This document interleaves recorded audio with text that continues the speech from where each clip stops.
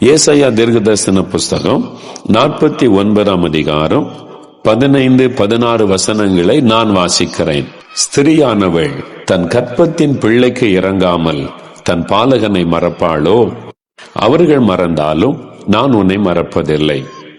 இதோ என் உள்ளங்கைகளில் உன்னை வரைந்து வைத்திருக்கிறேன். உன் மதில்கள் எப்போதும் எனக்கு முன்பாக இருக்கிறார். அதுக்கு முந்தின வசனத்தை வாசிக்கும் போது, கர்த்தர் என்னை கைவிட்டார், ஆண்டவர் என்னை மறந்தார் என்று சீயோன் சொல்லுகிறாளாம். பல சமயத்துல நாமும் சொல்றோம்ல, ஆண்டவர் என்னை மறந்துட்டாரு, ஆண்டவர் என்னை கைவிட்டுட்டாரு, நான் ஏன் இவ்வளவு பெரிய கஷ்டத்துல இருக்கணும், ஆண்டவர் என்னை மறந்துட்டார், என்னை கைவிட்டு விட்டார், நான் எவ்வளவு ஜெபம் பண்ணி பார்த்தேன், நான் எவ்வளவு ஒரு மேல விசுவாசம் வைத்தேன், இந்த மாதிரி ஆண்டவர் அனுமதிச்சிட்டாரு, ஆண்டவர் என்னை மறந்துட்டார் என்று மனம் சோர்ந்து போகிற மக்கள் உண்டு. ஆண்டவர் என்னை கைவிட்டு விட்டார் என்று சொல்லுகிற மக்கள் உண்டு. ஆனா ஆண்டவர் என்ன சொல்லுகிறார்? ஒரு ஸ்திரியானவள், ஒரு பெண், ஒரு தாய் தன்னுடைய கர்ப்ப பிறப்பான குழந்தையை மறப்பாளோ? அவர்கள் மறந்தாலும் நான் உன்னை மறப்பதில்லை. ஒரு தாயால குழந்தை மறக்க முடியாது. அப்படியே ஒரு தாய் மறந்தாலும் நான் உன்னை மறக்க மாட்டேன். அப்ப ஒரு தாயை போல நம்மை மறக்காமல் நேசித்து நினைவில் வைத்திருக்கிற ஒரு நல்ல தாயாக ஆண்டவர் நமக்கு இருக்கிறார். அல்லேலூயா. எங்கெங்க இப்பதான் தாயெல்லாம் மறந்துடுறாங்க. பிள்ளைகளை ஹாஸ்டல்ல படிக்க வச்சிடறாங்க, ஹாஸ்டல்ல போட்டோம் உபத்திரவமா நினைச்சு அனுப்பிடுறாங்க. எங்க பிள்ளைகள் மேல அன்பு, அந்த அளவுக்கு தாயினுடைய அன்பு இருக்குதுன்னு நினைக்கிறோம். இந்த இடத்துல வேதத்தை வாசித்தால் ஆங்கில வேதாமத்தில் சொல்லப்பட்டிருக்கிறது, பால் குடிக்கிற அந்த தன் குழந்தையை ஒரு தாய் மறப்பாளா? அதான் ஆண்டவர் சொல்லுகிற வார்த்தை. ஒரு கை குழந்தை, இன்னும் பால் குடி மறவாத ஒரு கை குழந்தை குறித்து தான் இந்த வேத வசனத்தில் சொல்லப்பட்டிருக்கிறது. ஒரு கை குழந்தைய ஒரு தாய் எப்படி மறக்க முடியும்? மறக்கவே முடியாது தாயினால. அப்படியே ஒரு தாய் மறந்தாலும் நான் உன்னை மறப்பதில்லை என்று ஆண்டவர் சொல்லுகிறார். ஆனால் ஆண்டவர் என்னை மறந்துட்டாருன்னு சொல்லி நாம் சொன்னால் அதுவே தேவனை குற்றப்படுத்துகிற ஒரு பாவம். யாருமே இந்த வார்த்தை சொல்லக்கூடாது. ஆண்டவர் என்னை மறந்துட்டாரு, ஆண்டவர் என்னை கைவிட்டுட்டான்னு ஒரு வார்த்தை உங்களுடைய வாயிலிருந்து வந்தா நீங்க தேவனை குற்றப்படுத்துறீங்க, அவருடைய அன்பை சந்தேகப்படுறீங்க, அவரை வேதனைப்படுத்துறீங்க. அது பிசாசுக்கு கொண்டாட்டம் ஆயிரும், தேவனுக்கு துக்கத்தை கொடுக்கும். ஒரு நாளும் அந்த வார்த்தைகளை நாம் சொல்லக்கூடாது. இல்லை, என் இயேசுவால என்னை மறக்க முடியாது, நானும் அவரை மறக்க முடியாது. அவர் என்னிலும் நான் அவரிலும் இருக்கிறேன். என்னை அவரால் எப்படி மறக்க முடியும்? தன்னுடைய ரத்தத்தினால் என்னை வாங்கி இருக்கிறாரே, எனக்காக ரத்தம் சிந்தி மரித்தல்லவா என்னை தன் பிள்ளையாக சொந்தமாக்கி கொண்டிருக்கிறார். எப்படி என்னை அவரால் மறக்க முடியும்? மறக்க முடியாது. அவர் என்னை மறக்காத ஒரு தேவன் என்று நீங்கள் சொல்ல வேண்டும். ஆண்டவர் சொல்லுகிறார், ஒரு தாயினுடைய அன்பு எப்படிப்பட்டது. குழந்தை பிறந்த உடனே அந்த குழந்தை ஆஸ்பத்திரியில வேறொரு இடத்துல வச்சிருப்பாங்க, தாய் இன்னொரு இடத்துல வச்சிருப்பாங்க. சில சமயத்துல பிறந்த உடனே சில நோய் தாக்கிட்டுன்னா அந்த குழந்தை கொண்டு போய் அதற்கென்ற கருவிகள் மத்தியில வைத்து அந்த குழந்தை பாதுகாப்பாங்க.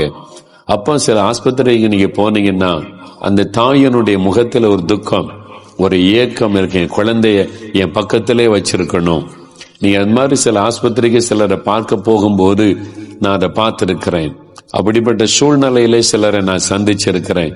அவங்களுக்குள்ள ஒரு ஏக்கம், அவங்களுக்குள்ள ஒரு பரிதபிப்பு, என் குழந்தை என் பக்கத்துல வந்து கிடத்தணும், என் குழந்தை கொண்டு எங்கேயோ வச்சிருக்கிறாங்க பிரதர், அது ஏதோ ஒரு வியாதின்னு சொல்றாங்க, ஜெபம் பண்ணுங்கன்னு சொல்லுவாங்க.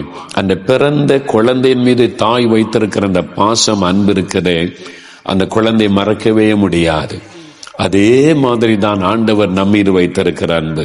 நம்ம வீட்டு அவரால் பிரிஞ்சு இருக்க முடியாது. கொஞ்ச நேரம் கூட பிரிஞ்சிருக்க அவருடைய மனசு இடம் கொடுக்காது. என் குழந்தை, என்னுடைய பிள்ளை, நான் ரட்சித்த என் மகன், என்னுடைய மகள், என் ரத்தத்தினால மீட்டு கொண்ட என் பிள்ளை என் கூடவே இருக்கணும். தாயினுடைய அன்பை காட்டிலும் அவருடைய அன்பு பெரியது. ஆண்டவர் சொல்ல, அப்படியே ஒரு தாய் மறந்தாலும், அப்படியே ஒரு தாய் மறந்தாலும், சில தாய் அப்படி இருக்காங்க, மறந்துட்டு பிறந்த குழந்தைய, கணவருக்கு மனைவிக்கும் பிரச்சனைன்னா சிலர் வாதாடுவான், என் குழந்தை எனக்கு தான் வேணும்னு சொல்லி. சிலர், நான் கேள்விப்பட்ட ஒருத்தருடைய அனுபவம் சமீபத்துல, புருஷன் வீட்டுல கொண்டு போட்டு போயிட்டாங்க, உன் மகன் குழந்தை தானே நீயே வச்சுக்க, அவ்வளவுதான். அப்படி தாயும் இருக்கிறாங்க. அதனால தான் ஆண்டவர் சொன்னார், அப்படியே ஒரு தாய் பிறந்த தன் குழந்தையை மறந்தாலும் நான் உன்னை மறப்பதில்லை. ஆண்டு சொல்றார், என் மகளே நான் உன்னை மறப்பதில்லை, என் மகனை நான் உன்னை மறப்பதில்லை. நீ எப்போ ரட்சிக்கப்பட்டு என் பிள்ளையாய் மாறினாயோ அப்பவே என் உள்ளங்கையில உன்னை வரைந்து வைத்திருக்கிறேன். உன்னை எப்பொழுது மறக்காமல் நினைவில் வைத்திருப்பதற்காக என் உள்ளங்கையிலே நான் வரைந்து வைத்திருக்கிறேன். சிலர் பாருங்க, தங்களுக்கு பிரியமானவங்களை மறக்காமல் இருக்க பர்ஸ்ல போட்டோ வச்சிருப்பாங்க. இப்போ செல்போன்லயே வச்சுக்கிறாங்க. அது ஆன் பண்ண உடனே அவங்க படம் தான் வந்து நிக்கிற. அப்படியே பார்த்தா என் மனைவி, பிள்ளைகள், இது என் கணவர், என் குழந்தை, அது அந்த படத்தை வச்சிருக்கிறாங்க, செல்போன்ல வச்சிருக்கிறாங்க. நான் பார்த்தேன், சில கம்ப்யூட்டரோட ஓபன் பண்ணாலும் குடும்ப போட்டோ தான் இருக்கும், என்ன மறக்காமல் இருக்கிறதுக்காக. இதெல்லாம் இப்ப வந்தது. ஆனால் அன்றைக்கு ஆண்டவர் கம்ப்யூட்டர்லயோ கருவிலையோ அல்ல, தன்னுடைய உள்ளங்கையிலே நம்மை வரைந்து வைத்திருக்கிறார். நம்மை தன் உள்ளங்கையிலே அவர் வரைந்து வைத்திருக்கிறாராம். அது இன்னொரு வேதம் சொல்லுகிறது, I have graven you in my palms. அதாவது செதுக்கி வைத்திருக்கிறேன் சொல்றார். வரைகிறது வேற, செதுக்கிறது வேற. வரைவதென்றால் பெயிண்ட் வச்சு அப்படி வரைகிறது, அழிச்சிட முடியும். செதுக்குவதென்றால் கல்லில் அப்படியே செதுக்கி ஒரு உருவத்தை உண்டாக்குவது. அப்படி ஆண்டவர் உள்ளங்கையிலே நம்மை செதுக்கி வைத்திருக்கிறாராம். அவருடைய தழும்புள்ள கரத்துல இயேசு நம்முடைய உருவத்தை செதுக்கி மறைந்து வைத்திருக்கிறார். என்ன, இது என்னுடைய மகன், என்னுடைய மகள், என்னுடைய பிள்ளை, என் பிள்ளையினால் மறக்க முடியாது, என்னை ஏற்றுக்கொண்ட பிள்ளை, எனக்காக வாழுகிற ஒரு பிள்ளை என்று நம்ம எப்போதும் நினைவில் வைத்திருக்க உள்ளங்கையில அவர் வரைந்து வைத்திருக்கிறாராம். நாம் தான் நம்முடைய பலவீனத்தினால பல சமயத்துல ஆண்டவர் மறந்துட்டாரு என்பதாக நினைக்கிறோம். இது சொல்லும் போது ஒரு காரியம் எனக்கு ஞாபகத்தில் வருகிறது. அநேக ஆண்டுகளுக்கு முன்னால, ஒரு 20 வருஷத்துக்கு முன்னால நினைக்கிறேன், என்னுடைய ஊழியெல்லாம் ஆரம்பிச்சு அப்படியே நடந்து கொண்டு இருக்கிற காலம். ஒரு நாள் என்னுடைய உள்ளத்தில் ஒரு பெரிய துக்கம் என்னை அப்படியே அழுத்திட்டு, ஜெபிக்க முடியல, வேதம் வாசிக்க முடியல. அப்படியே ஊழியத்தில் உள்ள பிரச்சனை, தேவைகள் ஒரு பக்கம், குடும்பத்தில் உள்ள நெருக்கம் ஒரு பக்கம், அப்படி ஒரு துக்கம் என்னை அழுத்தினதுனால ஜெபம் பண்ண முடியல. அப்ப அந்த உள்ளத்துல ஒரு கலக்கம். நான் நினைக்கிறேன், யாராவது எனக்காக வந்து ஜெபம் பண்ண மாட்டாங்களா, யாராவது எனக்காக வந்து ஜெபிச்சா எனக்கு நல்லா இருக்குமேன்னு சொல்லி, யாராவது எனக்காக வந்து ஜெபிக்கட்டும் சொல்லி நான் ஏக்கத்தோட நிக்கிறேன். ஆண்டவரே, யாரையாவது அனுப்ப எனக்காக ஜெபிக்க. இந்த மாதிரி நான் பாரத்தோடு இருக்கிறேன். என்னால ஜெபிக்க முடியல, பைபிள் வாசிக்க முடியல. இந்த துக்கம்தான் வந்து அப்படியே மனதை அழுத்தது, மனசோர்வு, அப்படியே தனித்து விடப்பட்ட ஒரு நிலைமை. அப்படியே நினைக்கொண்டிருக்கிறேன். காலையில இருந்து சாயங்காலம் வரைக்கும் பாருங்க, எனக்கெல்லாம் பைபிள் வாசிக்க முடியல. அப்படியே மனம் இல்லை, அந்த பாரம் அழுத்தி அந்த சோர்வு நிமித்தமா அப்படியே நான் படுத்தே இருக்கிறேன். அப்புறம் சாயங்காலம் வரைக்கும் ஆயிட்டு, யாருமே வரல. சில சமயத்துல யாராவது எனக்காக ஜெபிக்க வருவாங்க, யாராவது பார்க்க வருவாங்க, ஊழியர்கள் வருவாங்க, ஜெபிக்க சொன்னா அந்த ஜெபம் எனக்கு ஒரு ஆறுதலா இருக்கும். அன்னைக்கு யாருமே வரல. எனக்கு ரொம்ப துக்கம். அப்ப எங்களுடைய ஆரம்ப நாட்கள்ல ஒரு வீட்டுல தான் நாங்க கூடி ஜெபித்து கொண்டிருந்தோம். ஒரு ஜெப அறையாக வைத்திருந்தோம். அந்த வீட்டுக்குள்ள திண்ணையில தான் நாங்க ஜெபம் பண்ணுவோம். நான் சாயங்காலத்துல அப்படியே மனசு வந்து போய், சரி நம்ம வழக்கமா ஜெபிக்கிற இடத்துக்கு போயிட்டு வரலான்னு சொல்லி நான் வந்து தனியா, அன்னைக்கு ஜெபம் கிடையாது, நான் தனியா வந்து கதவெல்லாம் மூடிட்டு அந்த பாயில முழங்கால் படிக்கிட்டேன். எனக்கு ஜெபம் வரமாட்டேங்குது. அந்த துக்கம் மனதை அழுத்தினதுனால கண்ணீர் தான் வருது. அந்த மாதிரி ஒரு மனசுல ஒரு வேதனை, கைவிடப்பட்ட ஒரு மாதிரி ஒரு உணர்வு. ஒரு சிறு பிள்ளை போல அழுதுகிட்டே இருக்கும்போது அந்த கண்ணீரையும் அந்த சின்ன ஜெபத்தை கேட்டு ஆண்டவர் பேச ஆரம்பித்தார். ஆண்டவர் சொன்னார், மகனே, உன் வேதனை, உன் தனிமை எனக்கு தெரியும், நீ அனுபவிக்கிற இந்த பாடு எனக்கு தெரியும், நான் அதை விளங்கி கொள்ள முடியும். நீ தனிமையா வேதனைப்படுற நினைக்காத, ஆறுதலாய் ஆண்டவர் பேசினார். நான் உடனே திரும்ப அழுதுகிட்டே நான் சொல்றேன், ஆண்டவர்கிட்ட, ஏன் நீர் எனக்காக ஒரு தூதனை அனுப்பக்கூடாது?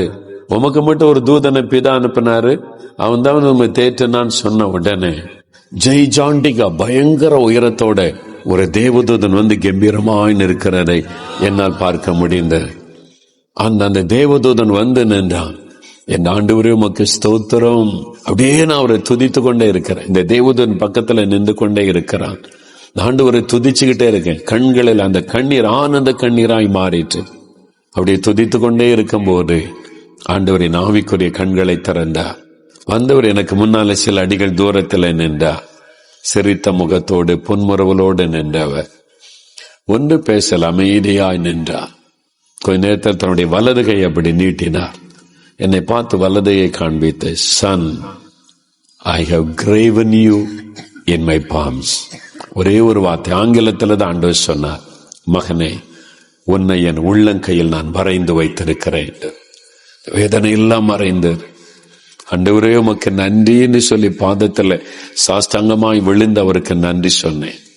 சிரித்த முகத்தோடு ஆண்டவர் கடந்து போனார். ஒரு தாயை போல நம்மை மறக்காதவர். நான் உன்னை மறக்கல, நீ தனிமையா இல்ல, நான் உன்னை கவனித்துக் கொண்டிருக்கிறேன், நான் உன்னோடு கூட இருக்கிறேன், என் உள்ளங்கையில் உன்னை வரைந்து வைத்திருக்கிறேன் என்பதை ஆண்டவர் எனக்கு வெளிப்படுத்தினார். எவ்வளவு பெரிய சந்தோஷம் எனக்கு. அன்பானவர்களே, அந்த வசனத்தினுடைய உண்மையான அந்த அர்த்தத்தின் சந்தோஷமே அன்றைக்கு தான் எனக்கு தெரிந்தது. அதுக்கு முன்னால உள்ளங்கையில் வரைந்திருக்கிறேன்னு வாசிக்கிறோம். ஆனா அன்றுதான் அந்த வசனத்தினுடைய அந்த ஆசீர்வாதத்தை நான் ருசிக்க முடிந்தது.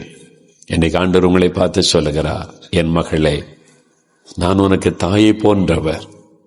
ஒரு தாய் பால் குடிக்கிற தன்னுடைய கை குழந்தையை மறப்பாளோ? அந்த குழந்தை விட்டு அவளால் இருக்க முடியுமா? மறக்க மாட்டாள். அப்படியே ஒரு தாய் மறந்தாலும் நான் உன்னை மறப்பதில்லை. அந்த தாயினுடைய அன்பை காட்டிலும் என்னுடைய அன்பு பெரிது என்று கர்த்தர் இன்னைக்கு உங்களை பார்த்து சொல்லுகிறார். இப்படிப்பட்ட ஒரு அற்புதமான தேவன் நமக்கு இருக்கும்போது நாம் ஏன் கலங்கணும்? நீங்க சொல்லணும், எனக்கு என்னை மறக்காத ஒரு தாயாக இயேசு எனக்கு இருக்கிறார். அவர் எனக்கு ஒரு தாயை போன்றவர், என்னை மறக்காதபடி எப்போது நினைவில் வைத்திருக்கிறவர் என்பதை மறந்துடாதங்க. அவர் நமக்கு நல்ல ஒரு தாயை போன்றவர். நாம் ஜெபிக்கலாம்.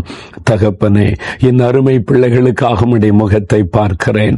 நான் உன்னை மறப்பதில்லை என்று வாக்கு கொடுத்த தேவனே, உள்ளங்கையில் வரைந்து வைத்திருக்கிறேன் என்று சொன்ன தேவனே, கர்த்தர் நினைத்திருக்கிறார், ஆசீர்வதிப்பார் என்ற அந்த வாக்கு தத்தத்தை விசுவாசித்து நான் ஜெபிக்கிறேன். ஆண்டவரே, நீர் எனக்கு வாக்கு கொடுத்தீரே, என் பிள்ளைகளை நான் ஆசீர்வதிப்பேன் என்று. இந்த வார்த்தைகளை கேட்டு என்னோடு இணைந்து ஜெபிக்கிற இந்த சகோதரியை பாரும். அவருடைய கண்களில் இருந்து வடிகிற கண்ணீரை நீர் பாரும்.